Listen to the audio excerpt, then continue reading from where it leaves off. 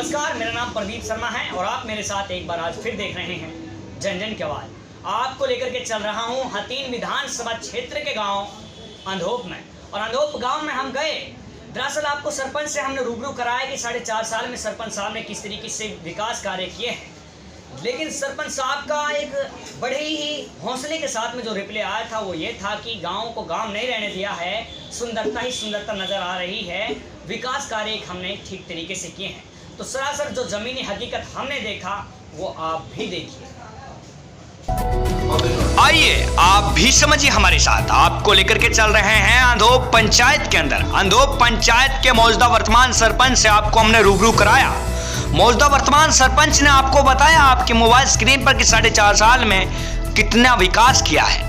तो सरपंच साहब ने बड़े ही हौसले के साथ किया कि गांव में सुंदरता ही सुंदरता है, विकास कार्य ठीक तरीके से किए हैं। जो थोड़ा विकास रह रहा है उसकी हम जल्द मरम्मत करने वाले हैं। लेकिन आज ग्रामीण आपको आपके मोबाइल स्क्रीन पर लाइव बताएंगे किस तरीके से मौजूदा वर्तमान सरपंच ने 4.5 साल में विकास कार्य किए हैं। सरासर सीधा ग्रामीणों का आरोप है कि सरपंच साहब ने सरकारी राशि का दुरुपयोग किया है, धांधली की है। ये हम ही नहीं, ये आपको आपके मोबाइल स्क्रीन पर अंधोप के रहने वाले ग्रामीण आपको बताएंगे। लेकिन उससे पहले आप साफ इन तस्वीरों को अपने मोबाइल स्क्रीन पर देख रहे होंगे कि किस तरीके से ये तस्वीरें स्वयं बयां कर रही हैं कि किस तरीके से साफ सफाई इस गांव के अंदर है। तो आइए आपको कुछ ग्रामीणों से हम रूबरू कराते हैं। लेकिन उससे पहले लेकिन सरपंच ने जो कहा वो जमीनी हकीकत पर क्यों देखने को नहीं मिला, सबसे बड़ा सवाल। आइए कुछ ग्रामीणों के पास। नमस्कार, मेरा नाम प्रदीप शर्मा है और आप मेरे साथ आज एक बार फिर देख रहे हैं जन जन की आवाज़। आज जन जन की आवाज़ के माध्यम से कैमरा प्रवेश कर रहा है हथीन विधानसभा क्षेत्र के अंदर। और हथीन विधानसभा क्षेत्र के गांव बात कर रहे हैं हम अंधोप की। अंधोप के सरपंच के पास हम गए थे, जाना था। दरअसल गांव के लोगों ने आपको जिम्मेवारी दी, सरपंच साहब 4.5 साल में आपने क्या कुछ किया है। सरपंच साहब से जाना सरपंच साहब 4.5 साल में क्या कुछ किया है। लेकिन सरपंच साहब ने कहा कि गांव में सुंदरता है। अब सुंदरता आपके अपनी मोबाइल स्क्रीन पर ये सब कुछ बयां कर रही है कि किस तरीके से 4.5 साल में विकास हुआ है। आइए आपको कुछ ग्रामीणों से रूबरू कराते हैं।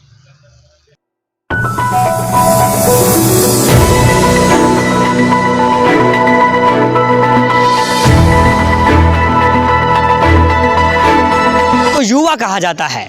अब इनके लिए व्यवस्थाएं किस तरीके से हुई हैं ये पूछता है पूरा अंधोप। और अंधोप के साथ में युवा भी पूछ रहे हैं। आपका नाम क्या है जी? मेरा नाम धर्मवीर है जी। धर्मवीर जी, कैसे हो आप? ठीक हो? बस बढ़िया सर। किस तरह तो आपके सामने भी है, मैं बोलूँ क्या इसमें आपको भी दिख रहा है? आप भी बताइए, आपको नहीं कुछ नहीं है, नहीं कोई नाली पक्की है, नहीं कोई रास्ता पक्का है, इनकी सफाई तक नहीं होती, स्वीपर नहीं आते नाली साफ करने के लिए। ये पूरी बस्ती का मंदिर है, जामन मैया बोलते हैं। इसकी साल में 10-20 बार पूजा होती है। वैसे तो डेली भी पूजने वाले होते हैं।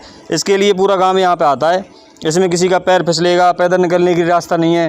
पूरा मेन चौराहा है, ये तराया है, सबरे गांव को ये जोड़ता है। रही बात पीडब्ल्यूडी की, कह रहे थे सरपंच साहब पीडब्ल्यूडी के अंदर जो रास्ता आते हैं वो मैंने नहीं बनवाए।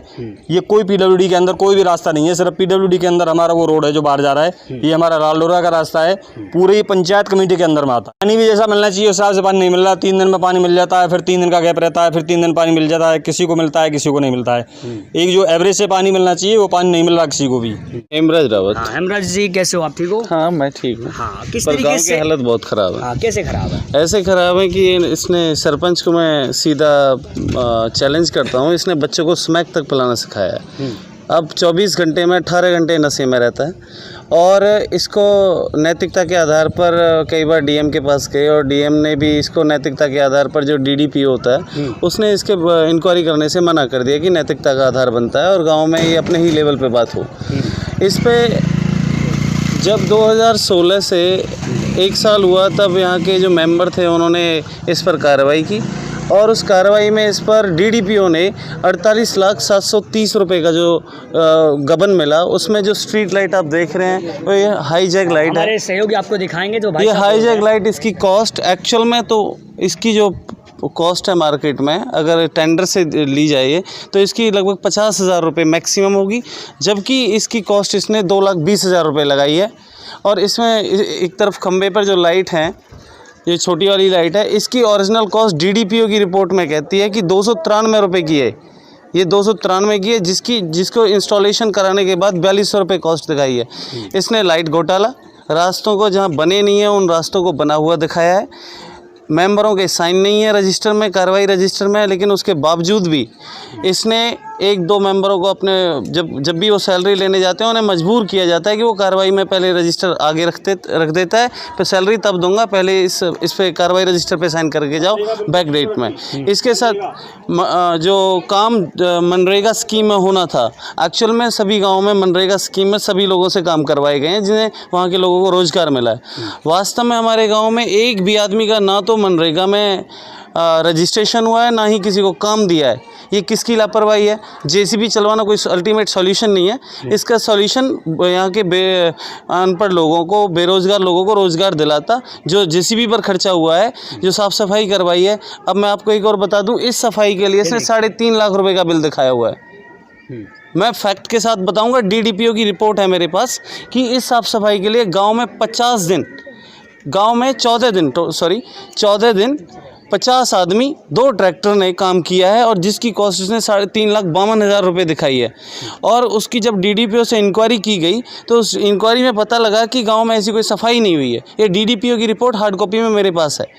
और जितने भी बयान और उसके ऊपर जो केस किया गया था, वकील अहमद जो कि SDM हतीन बैठते हैं, वो जनसाधारण की शिकायत तो सुनते ही नहीं है। उन्हें पता ही नहीं है कि ये जो परेशानी है गाँव वालों के पास, ये है क्या, इनके सामने कौन कौन सी परेशानी है। उन्हें तो बस सीट पे बैठ जाते हैं और वहीं 2-4 बातें करके निकल लेते हैं। 2.5 घंटे में वो खाना खा के आते हैं। मैं उनसे 3 बार अपनी कंप्लेंट लेके गया। इसके साथ मैं बता दूं आपको, वकील अहमद हर बार RTI को रोकता है।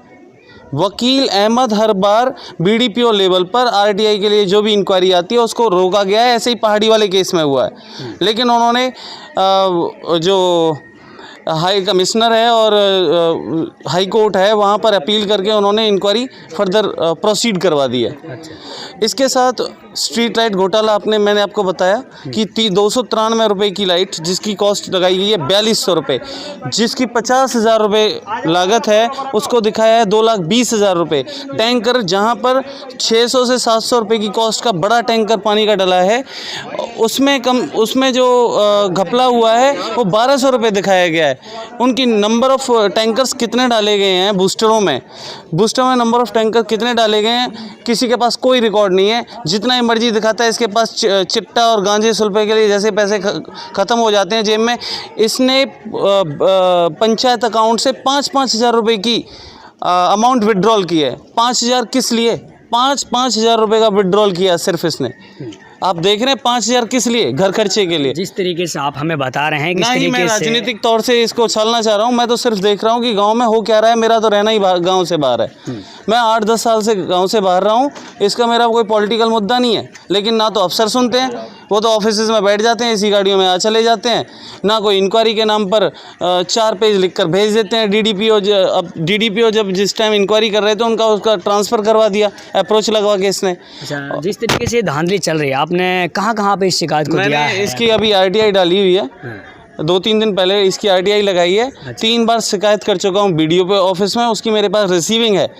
और जिम के नाम पर इसने जो स्कैम किया है, घोटाला किया है, मैं उसको उजागर करूँगा। 10.5 लाख रुपए का चैलेंज करता है कि 10.5 लाख रुपए की कॉस्ट की 3 मशीन आई है गांव में आज से करीबन 1.5-2 साल पहले, और वो प्राइवेट जगह पर रखवा दिए। और जिनके वो कब्जे में, ना तो बच्चों को जिम करने देते हैं, ना एक्सरसाइज, कुछ नहीं करने देते। वो वैसी की वैसी पड़ी हुई हैं। और एक तार भी टूट गया, आज तक ये देखने ही नहीं गया क्या सामान किस रिपेयर कब होना है, कैसे होना है, कुछ नहीं। इसके साथ इसने 10.5, इसने खुद बताया मुझे, मैं किसी और के कहने के बावजूद बात नहीं कर रहा। इसने कहा कि 3 मशीन, तीनों की जो लागत है वो एक की 3.5 लाख रुपए, कुल मिलाकर 10.5 लाख रुपए का एस्टीमेट इसने बना रखा अपने कार्रवाई रजिस्टर में, जो इसने मुझे बोला है। इसके बाद मैं खुद जिम लेने गया हूँ, जो आधे अधूरे 4 सेट थे। 4 दिन पहले की बात है, इसने हमारे साथ गाड़ी कैप्चर कर ली रास्ते में और इसने हाथापाई की हमारे साथ। और फिर उसके बावजूद आधा सामान बांट भी लिया कि आधा सामान एक जगह रख देंगे, आधा सामान इसकी जगह पास रख देंगे।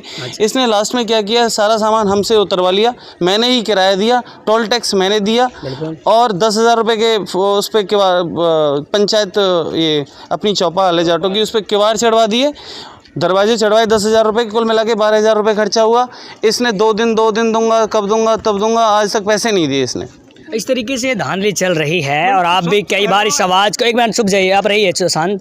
जिस तरीके से धांधली चल रही है आप भी बार बार अपनी आवाज़ सुना रहे हैं, ना जाने कहाँ कहाँ के व्यक्ति आपको देख रहे हैं, बड़ी बड़ी सरकारें देख रही हैं। यहाँ के अफसरों से आप उम्मीद करते हैं कि वो निपक्ष होकर काम करेंगे, हमारी समस्याओं को समझेंगे। आज वो भी आपकी सुनवाई नहीं कर रहे हैं, क्या मैसेज देंगे आप ऊपर? मैं एक ही मैसेज देना चाहता हूँ एडमिनिस्ट्रेशन सिस्टम को कि यहाँ से जो SDM है इसको ट्रांसफ़र कर दिया जाए। और जो सरपंच इस तरीके से, सरपंच को तो आप इमीडिएटली टर्मिनेट कर दो, और टर्मिनेट तुम्हारे बस की बात नहीं है तो अकाउंट्स को सीज कर दो, जो पंचायत के अकाउंट हैं, जब ताकि ये पैसे का मिसयूज़ ना करें। आप देखेंगे कि 5-5 साल से लाइन यूँ ही पड़ी हुई है, जो वाटर सप्लाई की जो बाहर लाइन डाली हुई है ओपन, वो वैसे ही उसमें नाली का पानी चल रहा है।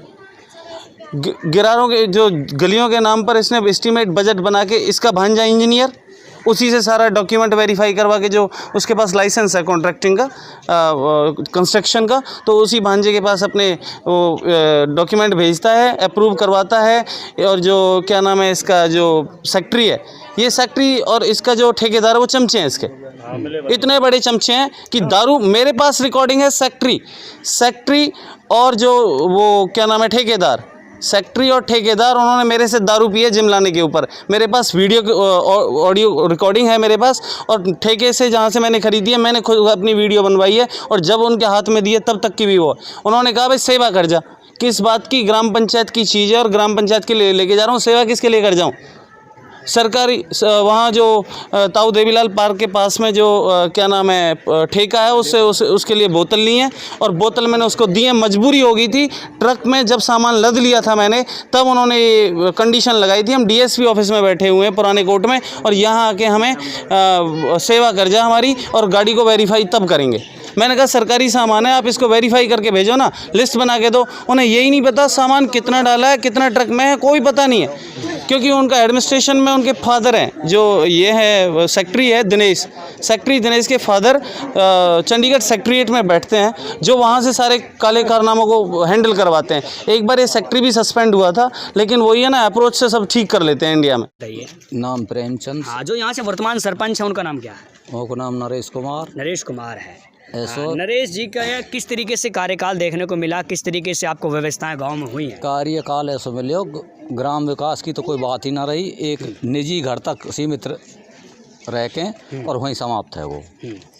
सुखराम है। हाँ, किस तरीके से व्यवस्थाएं हैं गांव में? पानी किस तरीके से मिल रहा है, क्या क्या सुविधाएं हैं आपको? कोई सुविधा नहीं है जी, नहीं कोई रास्ते हैं, नहीं पीने के लिए पानी आता है टाइम पर, पानी भी अपने मोल मंगाते हैं। इन सारी समस्याओं के लिए आप सरपंच साहब से मिले नहीं? हाँ मिले जी। क्या बोलता है? वो बोलता है जी अभी करवाते हैं, 10 दिन में 5 दिन में हो जाएगा। हाँ। नहीं करवाते, उसके बाद कुछ नहीं होता? नहीं, कुछ नहीं होता। भाई साहब बोलिए क्या? हाँ जी, मैं ये कह रहा हूँ कि जितने भी मेंबर हैं उनकी ये सुनता ही नहीं है, उनके रजिस्टर में कार्रवाई रजिस्टर में साइन ही नहीं है।